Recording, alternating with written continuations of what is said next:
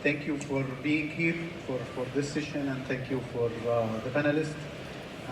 According to a survey by a World Economic Forum, the amount of assets that will be digitized on blockchain will reach up to 10% of the global GDP in 2027.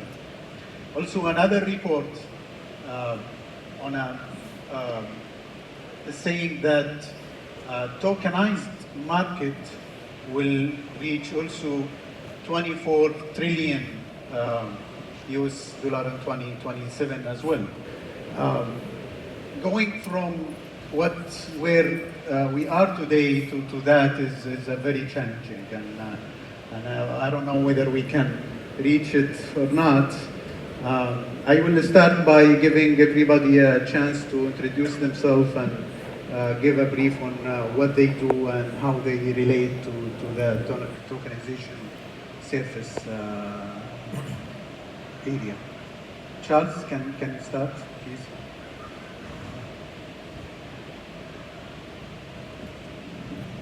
Hello? There we go.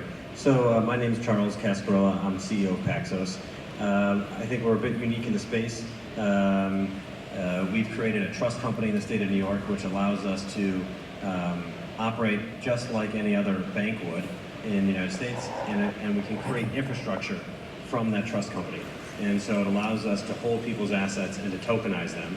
And we look at ourselves as creating infrastructure for financial infrastructure for an open financial system.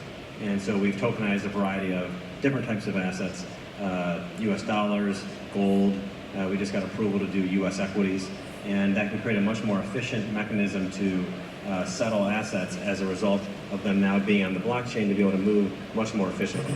So that's the real, I think, differentiator of what we try and do at Paxos.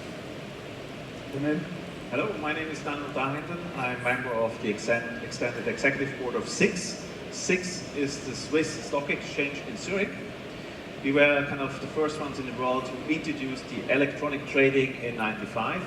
And right now we're in the process of being the first regulated digital exchange, working with partners on the different use cases and kind of open up the next chapter of tokenized assets and make them available to the investor base. Good afternoon, everybody. I'm Mark Adams. I come from the Australian Securities and Investments Commission. So we are the capital markets and market conduct regulator in Australia, and I also coordinate ASIC's Innovation Hub. On this topic, and you're probably well aware that ASIC is one of the regulators, is also our central bank, who is working with the Australian Securities Exchange as they plan to refresh their technology, making use of some of the distributed ledger technology capabilities to replace their dematerialized chess system, which came, I think, in 1997. So that's one area of interest that we have with this topic. Good afternoon, everyone. My name is Matthias. I'm one of the co-founders and the CEO of Singapore of Signum. Signum is the world's first digital asset-focused bank, regulated in Switzerland, and also CMS licensed asset manager here in Singapore. We offer a portfolio of traditional banking services for digital assets such as Bitcoin, Ethereum, but also a digital Swiss franc token and asset tokens all in one account. And that integrated approach is also how asset tokenization, today's topic, comes into play. So that's why it's also of big relevance to us. Thank you. We'll start with Charles about what's happening. What is the latest happening in the tokenization space? Can you give us a brief what's happening around the world on this space? Yeah, sure. I think there's a number of trends. There was a really large explosion of companies creating ICOs, which were kind of like equity offerings, and that really took off 2 years ago. It has, I think, petered out, in part because there isn't a need for there to be so many different types of ICOs moving through the system. And then what it's really become now is about how you can transform either operational processes or liquidity processes by moving real assets onto blockchain-based systems, private or public. And I think where that's probably happened in the most meaningful way is around cash. So there's been about $6 billion of cash that's been tokenized now, and that's into stablecoins.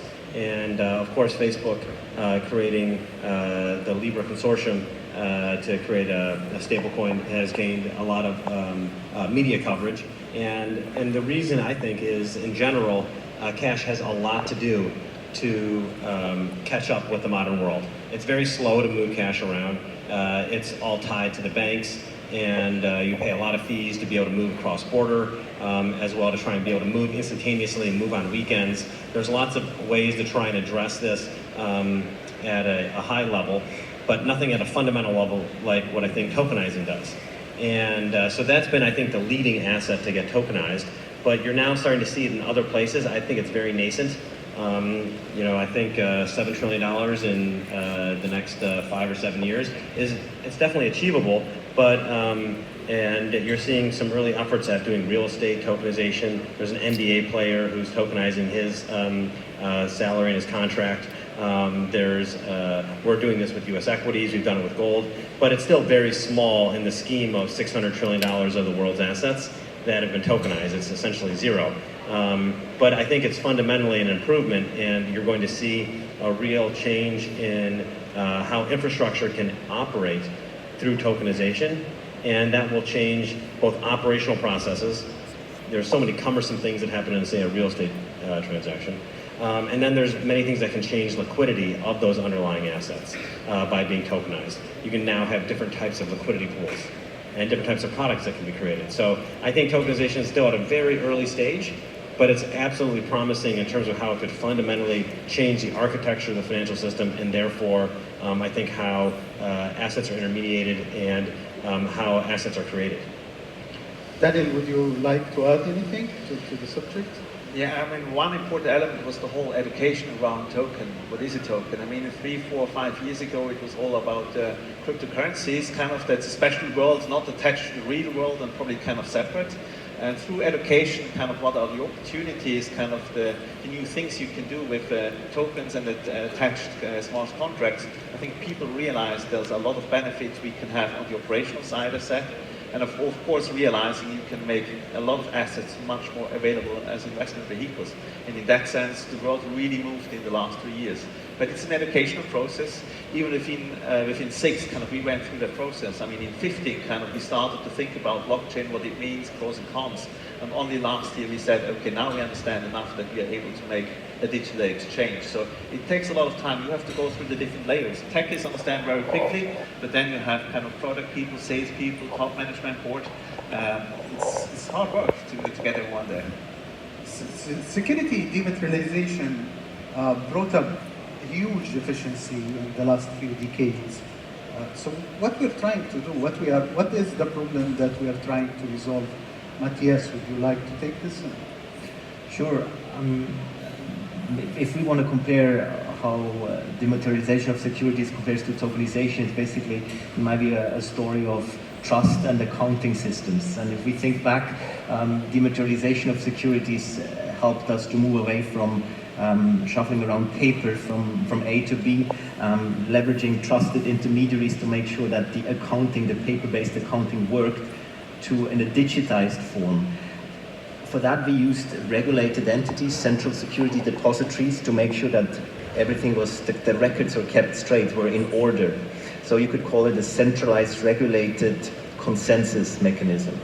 Now, with the DLT coming in, with the new form of database infrastructure, what we have is an immutable ledger, which is always the single source of truth, and which allows us to move originals and not copies of something from A to B without intermediaries. It's basically creating that element of objective trust without intermediaries involved. And hence this has been referred to as economic consensus, where you don't in fact need an intermediary there.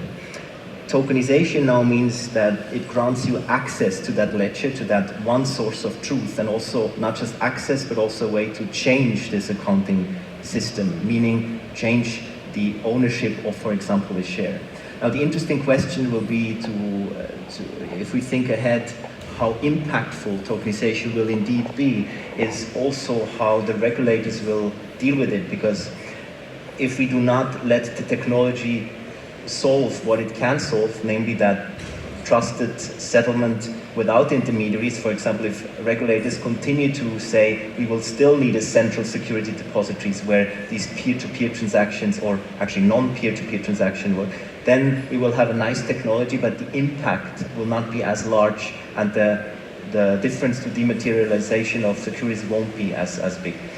In addition, and there's the last point I would like to make, there's other benefits to tokenization, which is simply by making assets smart, right? It allows you to, for example, pay out dividends immediately with one line of code, particularly powerful if combined with digital fiat tokens, and also to just to manage corporate actions, voting and general assemblies, etc., in a much more efficient manner.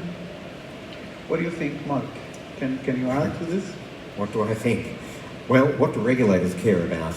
We care about market integrity and consumer protection. So that's the prism I think we bring to the power of technology. And technology's always been a force to play in the way our capital markets work, as well as our sort of investment in markets work in terms of managed funds and mutual funds. And so I think regulators are open-minded to the potential of this technology.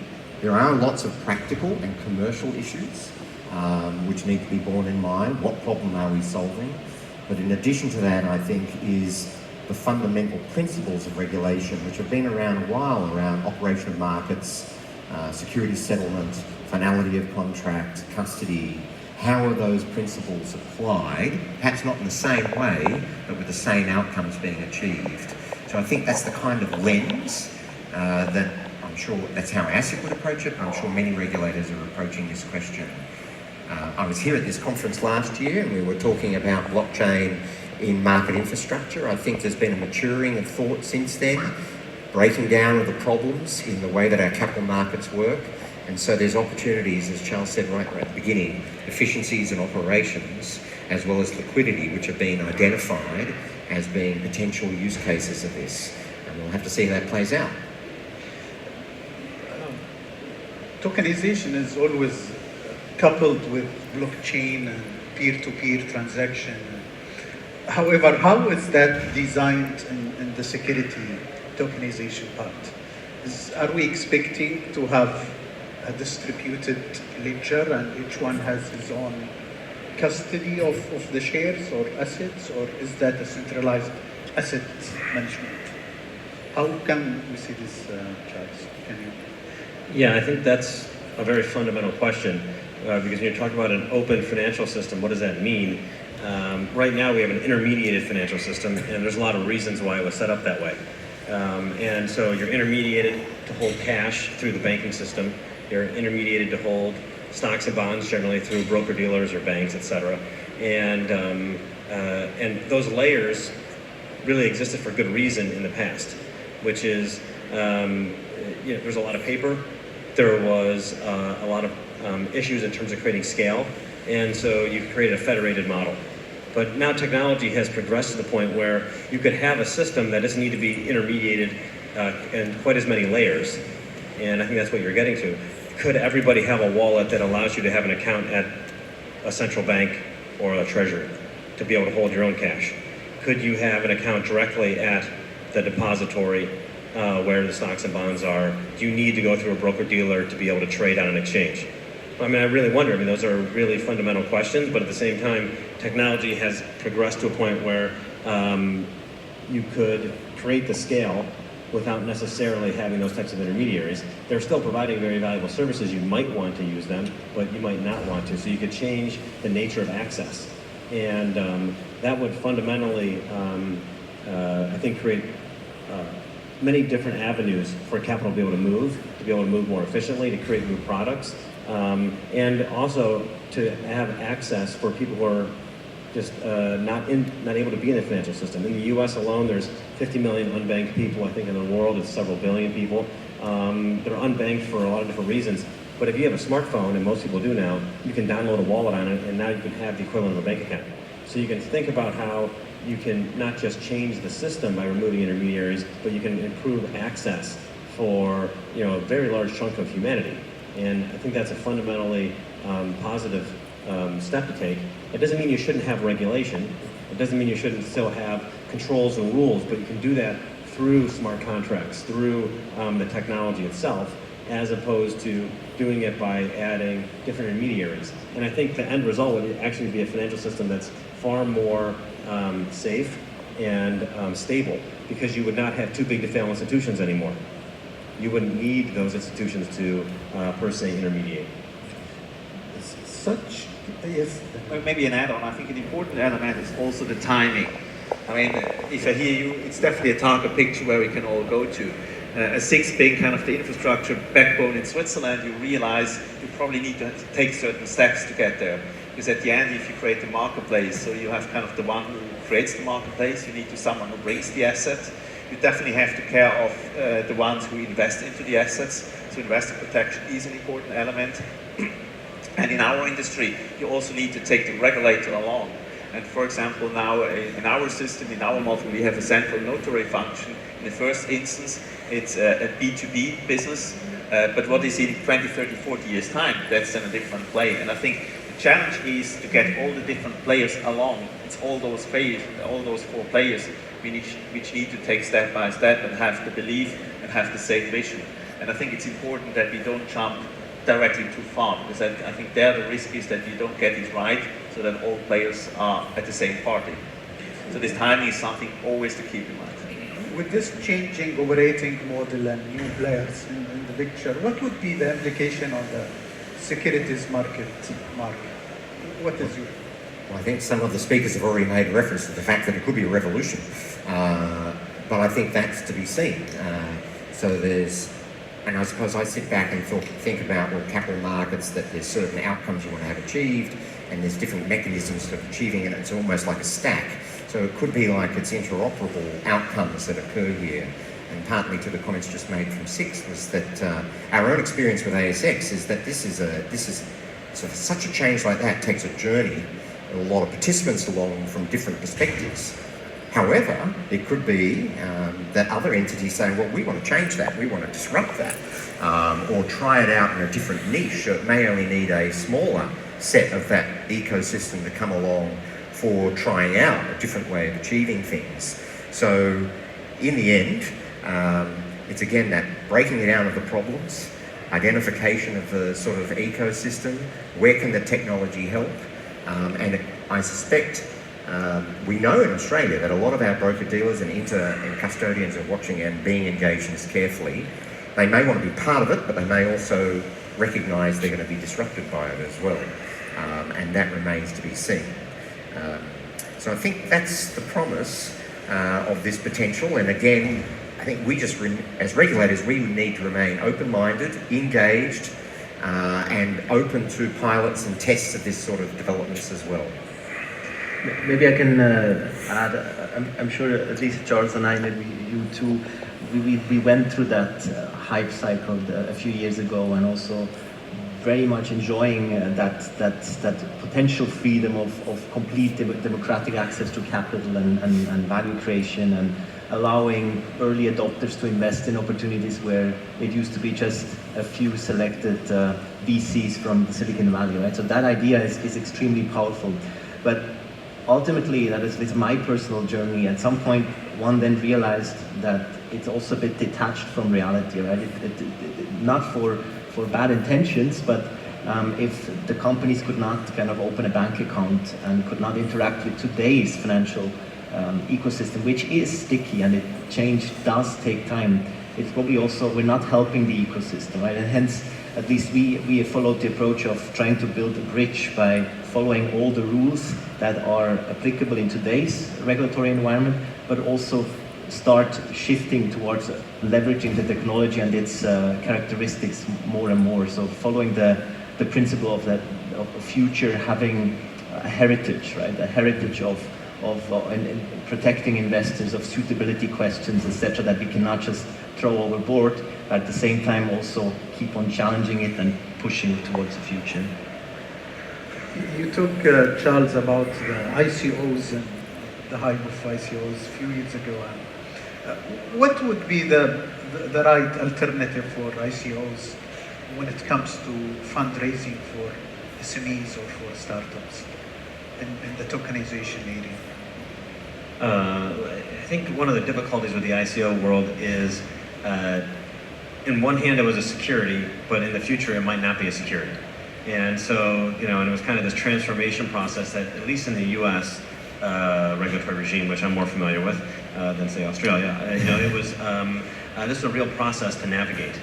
And I think, aside from this instance where you're owning a piece of the network, tokenization is relatively straightforward. So cash on a blockchain is still cash. Gold on a blockchain is still gold. A bond on a blockchain is still a bond. So there's only a special instance where you might be trying to issue a piece of a network that would be launched, that you kind of fell into this bit of a gray area of, was this for the benefit of the company, or was it for the benefit of the users that you'd be issued to? And that's really the gray, and it's a very sticky point. It still hasn't been effectively resolved. The SEC put out some guidance. But I think, in part, it's hard to know how many networks should actually exist over time. And I mean by that, really, there's a reason why you end up with one type of money. There's a reason you end up with one type of network protocol that you use on the internet generally, because there's real benefits to scale. And so I think you went through this kind of Cambrian explosion of all these different ICOs, and now most of them are at zero, because there isn't really that much value to owning a piece of a network, because you're not going to have small little networks. It's going to be part of one broader network. And that doesn't mean that you shouldn't be able to do an ICO offering. But I think that's where the difficulty was. But I think that's partly why the world has moved on from there. There's this regulatory uncertainty to some extent, but I also think the utility is really hard to understand when it comes to ICOs. Now, coming to a capital raising process, that's a different thing. Like, real estate on a blockchain is still real estate, but you can imagine there's all these processes that people are familiar with in real estate that's very cumbersome.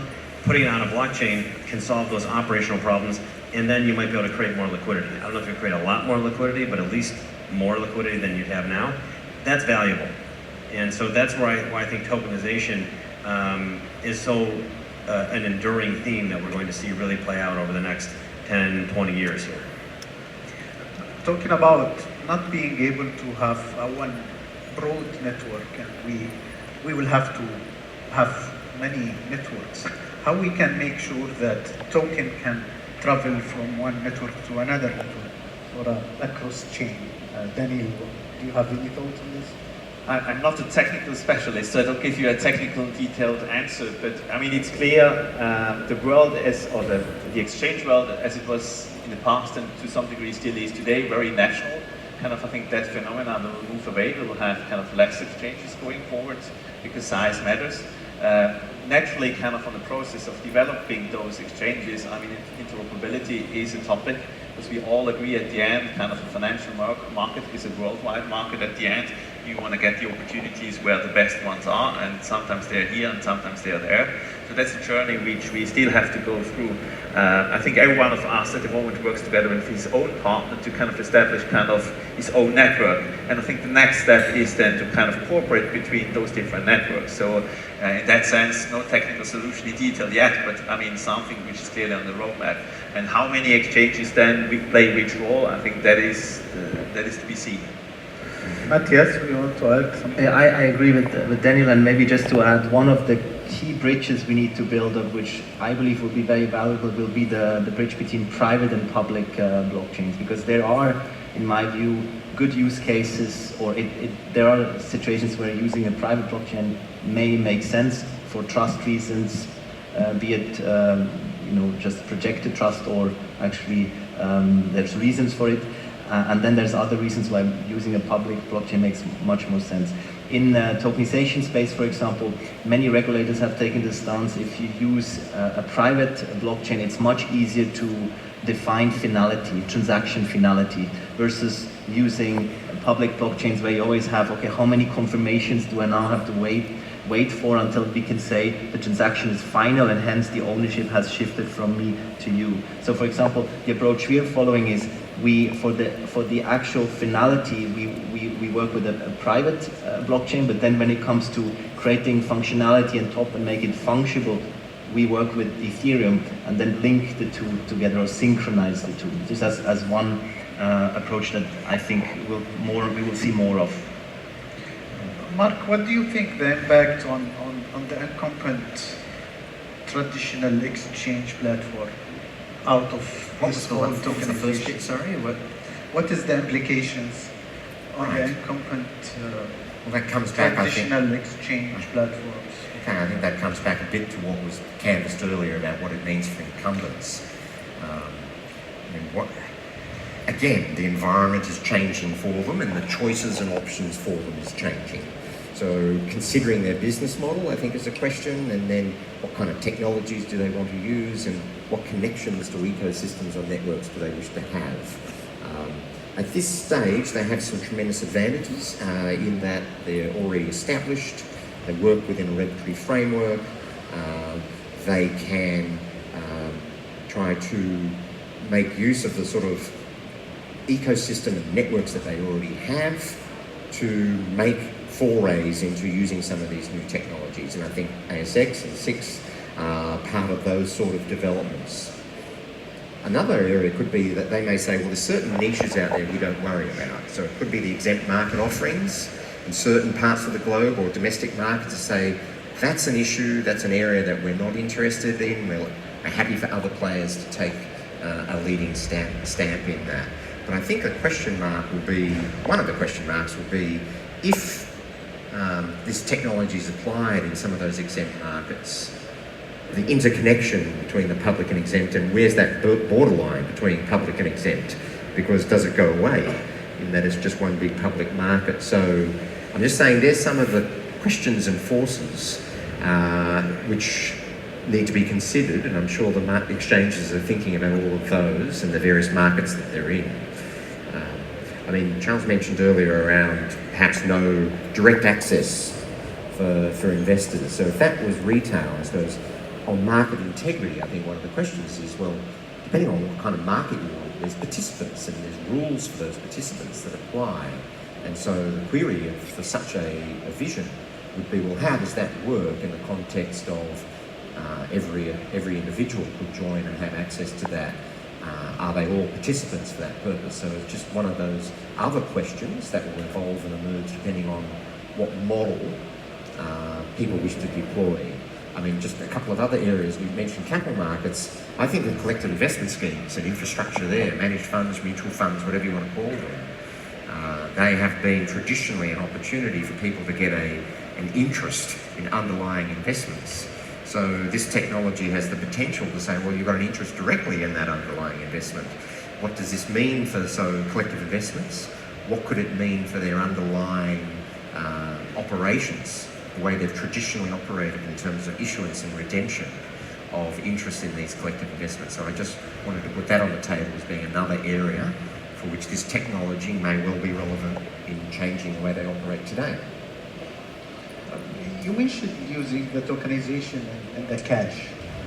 What would be other maybe use cases that can create value out of tokenization other than tokenization of cash or maybe some types of assets? Yeah, I mean, I think it's important to understand what are the benefits of tokenization, and then you can apply that differently to each type of asset class. So in the example of cash, the advantage of tokenization is the money can move 24 hours, 7 days a week, instantaneously, for low fees. Certainly far lower fees than it would cost to go move cross-border money normally. So that's a really significant improvement, and of course you're able to hold the cash yourself. So you can decide how you want to use it and when. And the outgrowth of the need for tokenized cash actually came from tokenized assets. And they weren't really tokenized, they're natively tokenized, they're crypto assets. But if you're sitting here trading Bitcoin and it's moving 24 hours a day, 7 days a week, waiting for a wire to move 3 days later seemed like a little crazy. And so that's what really prompted the need for tokenized cash. The other fact was that it's not easy to get dollar bank accounts. When everything's trading against dollars, in the real world and in the crypto world, 80% of transactions are against tokenized dollars, so they're really against dollars. So you have to hold dollars somehow, and that really pushed the need for tokenization. And so you saw that benefit by tokenizing cash, and I think you can see that very similarly in different types of asset classes. So we tokenized gold. What's the advantage of tokenizing gold versus going and trading it in an ETF or buying it at a local gold retailer? Well, the advantage is there's a contradiction actually in all commodity markets. You can either trade the underlying asset, and so you own the underlying and you buy it, and you can go put it in your backyard if you bought gold, or you can go trade an ETF, or you can trade futures. But that's not real gold. But if you tokenize it, you can now move gold around instantaneously around the world. In the same way you got benefits from dollars, you get benefits by putting gold on a blockchain. 24/7, gold moves. You can divide it. You can redeem it. It's like you have the exact real thing, but it's actually fungible. And so putting it on a blockchain is a huge improvement over how commodities normally move. And you can see that again for other assets too. It's just you have to go asset by asset to really understand what the benefit could be versus how it works now. What will happen to the token if the underlying collateral is stolen or destroyed? I mean, that's one of the crux of the issues. That's actually part of why Paxos exists. So we're a trust company, and so we're sitting here holding people's assets bankruptcy remote. And so if something happens to Paxos, your assets are still sitting there in your name. We're regulated, and we have all this oversight to verify that. And actually, in the United States, all infrastructure is generally set up as trust companies for that reason. It's safer than a bank. We can't take anybody's assets and go use it for something else. So assets are held with us. In the case of gold, we take gold, we put it in a Brinks vault in London. That equals an ounce of gold. If something happened to the gold, like, I don't know, a nuclear bomb went off in the vault and you couldn't get to the gold's gone. But realistically, you always have this issue, just like you would for any type of physical asset that you've now tokenized. So that you can never get rid of that risk, but you can diminish it, and yet at the same time get all these benefits of movement and liquidity. Talking about the risk, what do you think, Matthias, of the cybersecurity risk when it comes to having more assets tokenized and traded on the platforms? Yeah, I mean, there's probably two major risks if one, as a regulated entity, gets into this space, and one is indeed cybersecurity, and the other one is fulfilling all the anti-money laundering compliance factors, right? And cybersecurity is the number one risk because we have private keys, and whoever gets access to the private keys can hold the asset. That's the benefit and the beauty of the technology, because it gives you that direct access to ownership and value, which is also very philosophically very interesting. You can learn the private key by heart and then cross borders, and nobody knows what you own, but it can give you access to millions potentially. So that concept is there, but it also means ultimately if you need to then take care of it. And hence I also believe it's hence I continue to believe there will be a need and there will be a demand for custodians, regulated custodians that people can trust and entrust these private keys to take care of. And that's one of the services we offer. And in our case, what we did, we partnered with the largest banking infrastructure provider in Switzerland, Swisscom. It's a state-controlled company. It's all about trust and projecting that trust in holding these assets. And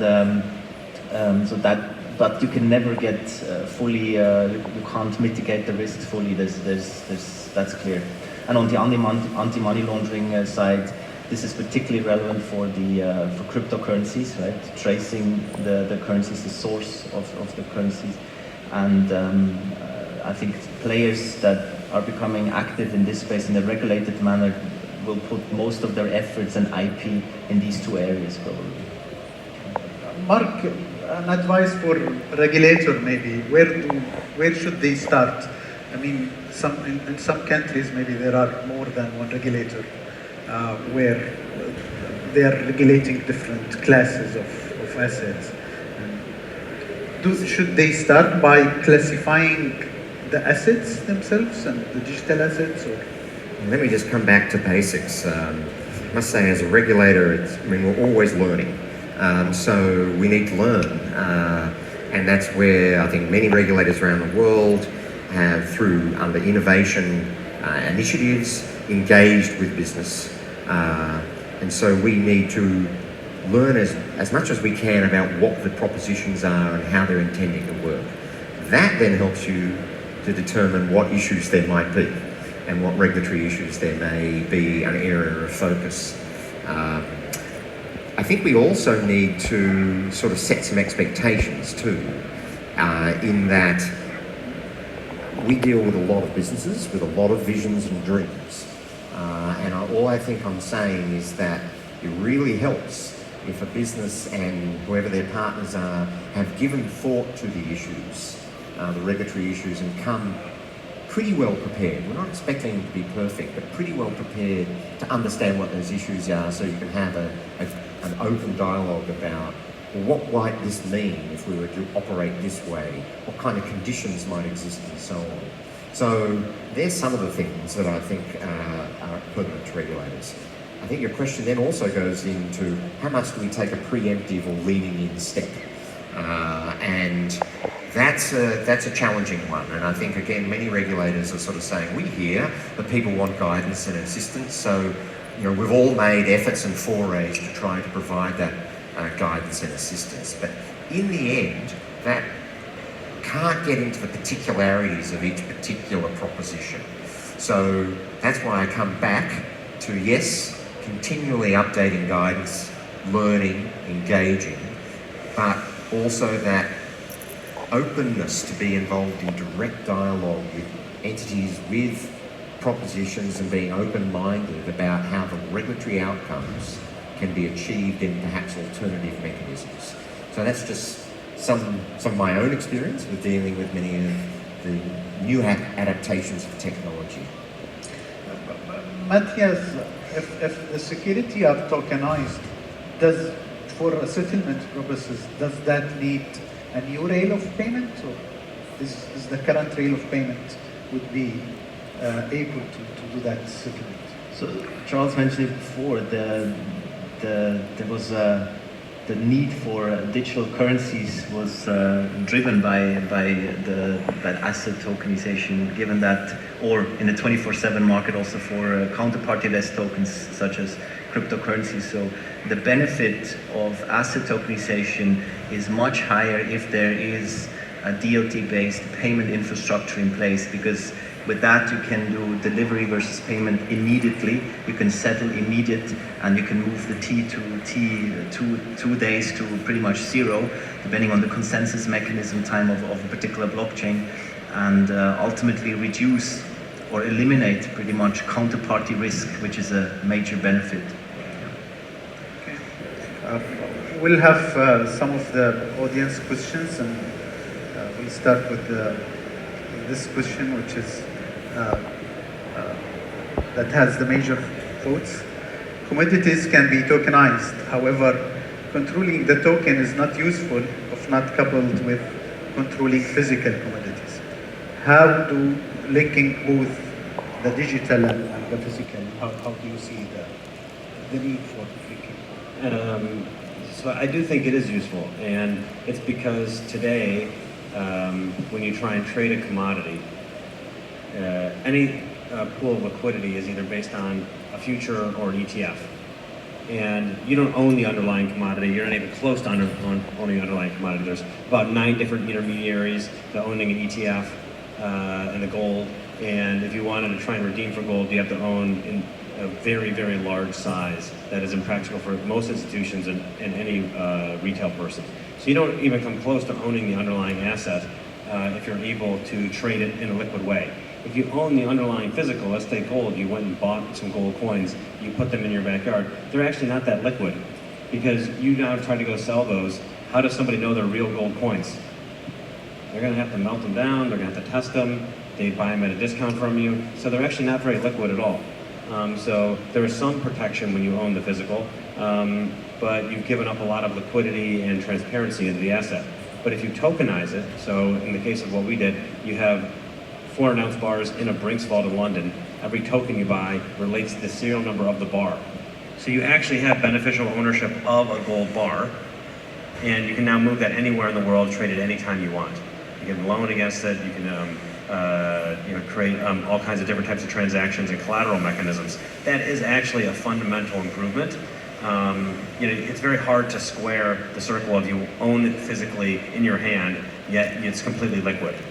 I think this is as good as you can get, as close as you get. Certainly, maybe there'll be a new technology that comes out in the future that would be better. But I think this is a complete, step function improvement in how you can take commodities and change how they work. And by the way, that's just for liquidity. We didn't talk about any of the operational benefits of knowing the supply chain, of being able to make sure that it's safe gold, clean gold that you're owning. There's ways of being able to leverage the supply chain and trade finance by doing this. So there's all kinds of other benefits on top of the fact that you've created a significantly better way of creating liquidity for the underlying asset. For Mark, this is a very specific question to you, Mark, by the audience. With the chess replacement as a contemporary example of a major market infrastructure moving to DLT, what is value DLT added to the traditional tick would not have? Sure. That traditional tick would not have. I think people have already raised a couple of the propositions, and this again comes down to defining what is it trying to achieve. So when ASX, I think, was public about this, it was saying its system chess was old. So it had a technology problem it needed to refresh, and DLT was one of those options.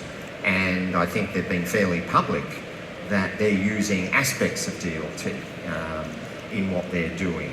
So some of the examples where I think they're suggesting will be advantaged by using that includes information sharing via nodes through the DLT, to also support perhaps faster delivery versus payment options in the future from where they're at, in addition to have value-added propositions on the securities. Smart contracts has been mentioned a bit, but some of the capabilities that enables could be added and supplemented to the securities that they have, such as corporate control transactions, self-executing functions. So I think there's some of the examples that with the version that they're planning to implement, some of the benefits they think will come from that technology. In this new ecosystem, do we still have too big to fail, I think, in this situation? I was hoping you weren't going to ask that question, too big to fail. Again, I think that comes down to the actual scenario that we're talking about. And I think all the gentlemen alongside here have got various models and approaches to that. But so long as you've got someone sitting on a lot of securities, that's a question mark, and there's issues about the stability and robustness of that entity, if that is part of the picture. Again, if you're sitting on a lot of cash for a period of time, the question will also come up about the strength and capabilities of that. Traditional clearing and settlement models look at whether one, two major clearing participants can fail and what the recourse of that is. So I only mention that those questions, those problems need to be tackled with whatever is the actual implementation model, and it could well be that there are risk responses necessary for various parts of the model that get implemented, depending on what it is. That's a sort of long-winded answer, but I think risk is a relevant factor that will need to be considered in the application of these models. Daniel, what is your view on the future of the traditional CSD and whether this will go parallel with the digital custody kind of thing? I see that kind of the question was actually addressed to Jos. Unfortunately, he couldn't be here today, so it's me replacing. I think the conversation showed that kind of the dialogue is very important, and that dialogue will not be solved between the next 6 months, kind of how this tokenized digital world looks like. From SIG's point of view, we have the view that the traditional world and kind of the digital world will coexist for quite a while. And this probably can be as much as 10, 15 years' time. Because at the end, it's a marketplace. So you have a system, of course, on the exchange side, but you also have systems and a lot of investments in all the participants. And they don't gonna switch very quickly over to it. So this is one thing. You also need to see the investment cycles the different market participants have, and when are they willing to kind of really invest kind of into the new chapter. In addition comes that, I mean, DLT is kind of the layer between the investors and the assets. And of course, not all investment classes will be kind of put immediately onto kind of a blockchain or DLT solution. And I think kind of traditional shares of large corporations, probably there the need and the benefits is less than maybe what you see in bonds, in funds, in real estate. So therefore also some of the asset classes will only later on be probably tokenized. And in that sense, there's for quite a while a role for a classical CSD, but of course when you have kind of instant settlements, kind of clearing falls apart, a lot of element of the settlement aspects are built in, and then the big question comes around custody. And of course I think the custody business, the custody value, that's to remain very, very important. And the more asset classes we have, the more business is in there. So it's probably a shift of activity and focus we will see. But as said, it's not something which is turned in 3 years' time. Maybe yes, but happy to be surprised. Charles, do you have something to say about tokenization of derivatives? Well, I think it's a very logical asset class to get put on a blockchain, but it's a derivative. And so you kind of, I think stylistically, of what is the adoption curve for assets ending up on a blockchain? It's kind of the same adoption curve that led financial markets to where they're at right now. So you started with spot markets, then you go futures markets, then you started adding in complex derivatives. I think it would probably go in that direction. If you don't have certain spot assets on a blockchain, it's helpful to put derivatives on a blockchain, but a lot of what derivatives make derivatives dangerous are either one, knowing that they exist, and then two, is being able to move the collateral as they start to move on mark-to-market basis. And if you have underlying assets on a blockchain, it becomes very easy to understand what your counterparty risk is and what the funding exposures are to the derivatives. So there's operational benefits to being on, but there's also a whole variety of systemic benefits around risk by derivatives moving on as well. You know, things could certainly go out of order from the way I described, but I do think that's a very advanced move that you're dealing with, and we still haven't gotten some of the basic steps right. So you might be skipping steps a little bit to having complex derivative contracts on, but not having the ability to trade a fixed income bond or a stock. Matthias, what is your expectations for the short-term asset tokenization, the future, and the long-term future?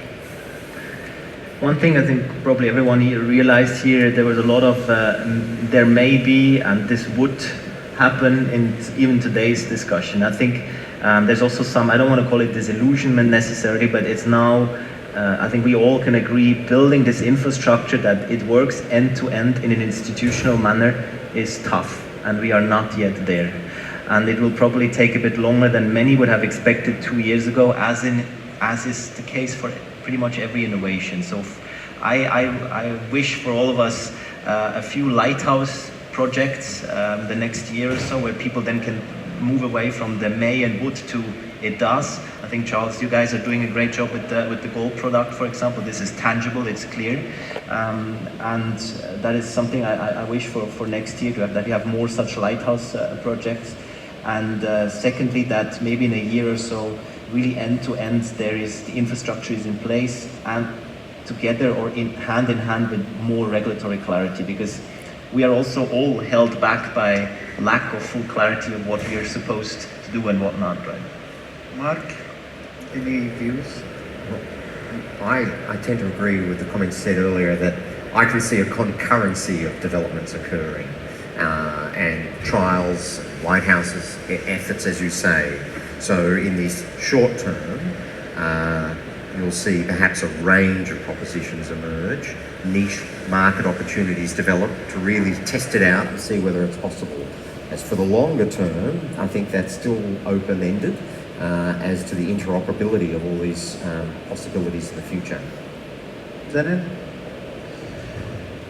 not much to add. I think we all share the same opinion. Now it's very much kind of working on those use cases as we do right now, and we will see kind of which one is the first lighthouse, hopefully really being implemented, kind of being fully live. Yeah, you have to deal with kind of all the uncertainties, and you need to bring all your stakeholders along. It's a lot of stakeholder management. Charles, any conclusion statement on this? I think this is the biggest trend that's happened in financial markets in a long time. To go from basically zero assets on a blockchain over the next, say, 20 years to 600 trillion is an enormous undertaking. And at the same time, it will be a complete sea change in how we're able to deal with our assets and be able to create new opportunities as a result. Thank you very much. Our time is over now. Thank you very much for the audience. And please join me to thank our panelists. Thank you very much. Thank you very much, gentlemen.